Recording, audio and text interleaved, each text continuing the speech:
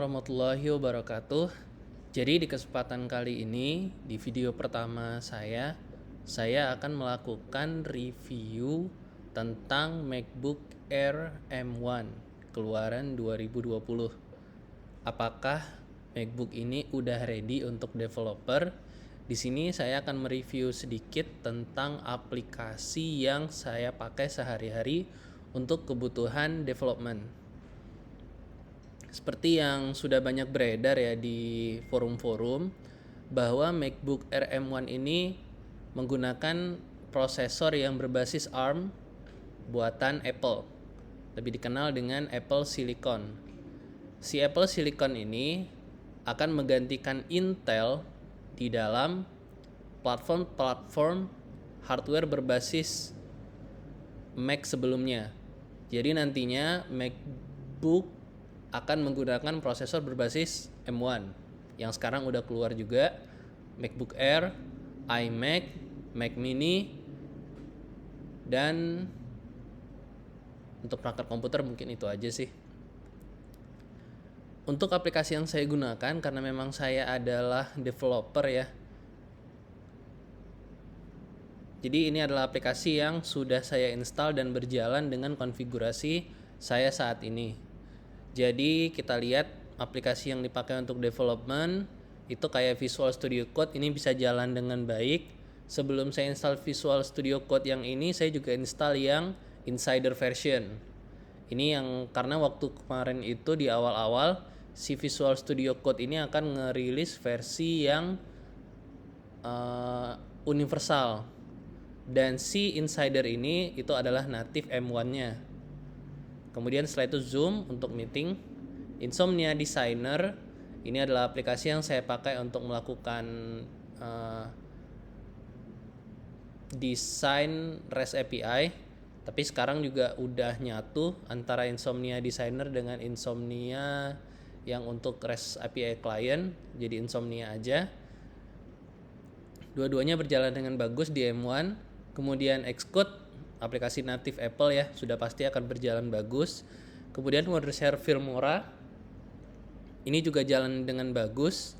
FileZilla bagus, Figma juga, Postgres ini adalah aplikasi yang saya gunakan untuk membuat server dari database PostgreSQL.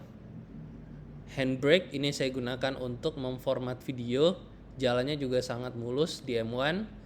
GitHub Desktop ini waktu awal-awal saya install ada banyak masalah ya, break sana sini.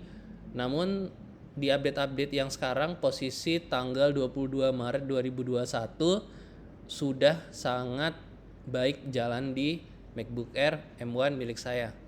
Selanjutnya Docker ini masalah utama.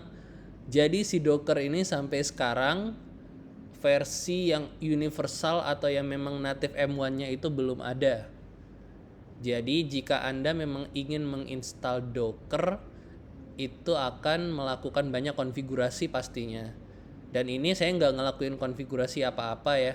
Jadi saya download Docker dari websitenya, ikutin petunjuk manual, dan begitu kita jalankan, saya jalankan aja contohnya, keluar error, environment error, incompatible CPU detected, yang menjelaskan bahwa si Docker ini pada dasarnya memerlukan prosesor berbasis Intel dan pada perangkat MacBook Air saya ini masih belum dapat digunakan. Oke, kita lanjutkan. Table Plus ini aplikasi GUI untuk database sudah berjalan dengan baik.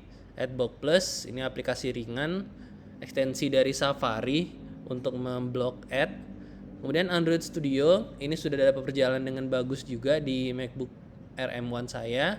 Kemudian Forti Client adalah VPN yang saya gunakan untuk connect ke jaringan kantor. Jadi untuk pada dasarnya aplikasi-aplikasi yang berbasis desktop ini untuk digunakan development ini sudah lumayan matang dengan beberapa masalah yang sebenarnya minor sih. Namun yang membuat saya sangat sayang banget gitu ya dari si MacBook Air M1 ini, dari mulai tanggal launchingnya sampai saat ini masih belum bisa menjalankan Docker secara mulus, karena kebetulan workflow saya ini lumayan bergantung sama Docker. Karena Docker masih belum bisa diinstal dengan natif, maka untuk sementara saya masih menggunakan, jadi untuk aplikasi-aplikasi tertentu saya install manual lagi gitu, tanpa adanya dan tanpa dimudahkan oleh si Docker. Barangkali sekian dulu review singkat saya tentang MacBook Air M1 dan bagaimana kesiapannya dalam membantu tugas saya sebagai developer. Di video selanjutnya nanti akan saya jelaskan dengan lebih in-depth ya, lebih dalam. Sekarang kita hanya review singkat aja. Terima kasih. Assalamualaikum warahmatullahi wabarakatuh.